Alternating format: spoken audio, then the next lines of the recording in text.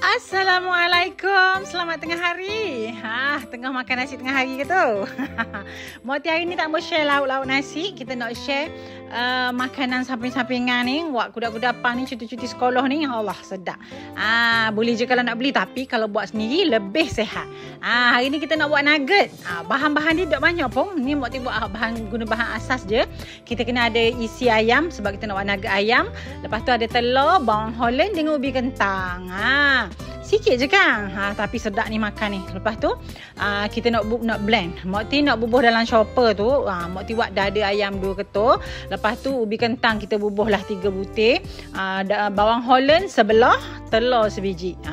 Ni tepung jagung. Tepung jagung kita bubuh lah 2 sudu. Lepas tu kita bubuh lah ada sulah sikit dengan sedikit garam. Garam secukup rasa lah, jangan banyak-banyak sangat. Ni Mokti tambah juga dengan ajinomoto sikit. Kalau nak skip boleh ajinomoto ni, tak ada masalah.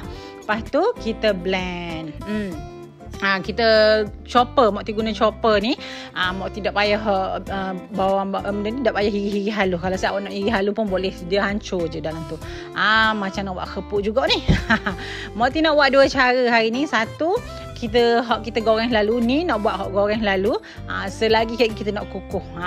Ni lepas pada blend tu kita boleh cobek. Lepas tu kita buat bentuk lah. Nak buat bulat ke, nak buat lepek ke, nak buat panjang ke, boleh belaka, tak ada masalah. Lepas tu kita goreng. Minyak tak payah banyak-banyak sangat. Goreng gitu. Boleh terus makan. Sedap ni. Sedap ni. Lepas tu ni cara kedua. Mokti nak buat cara kedua ni, kita nak kukuh. Macam kerupuk getai lah juga. Macam kerupuk losong tu. Dia boleh terus. Dia kerupuk goreng lalu tu. Selagi ni hok rebuh. Tapi ni tak rebuh, dia kukuh. Bubuh dalam loyang. Mokti lapik dengan plastik tu sebab senang. Kek bila masak kita nak angkat, lepas tu kita potong. Senang je. Kukuh lah dalam 15 minit gitu. Kukuh ni kena tengok atas kukusan masing-masing lah. Sebab masa dia tak sama. Gitu masak tu kita boleh tengok lah kan. Masak tu isi dia masak molek. Dia cabut gitu tu. Senang kalau pakai plastik ni.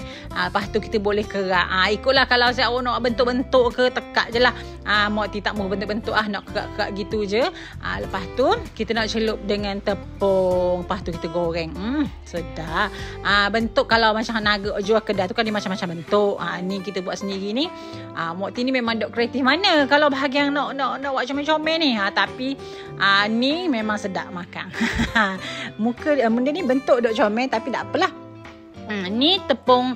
Mokti guna tepung bistari. Kalau nak guna tepung jagung pun boleh. Tepung goreng ayam brand apa-apa pun boleh.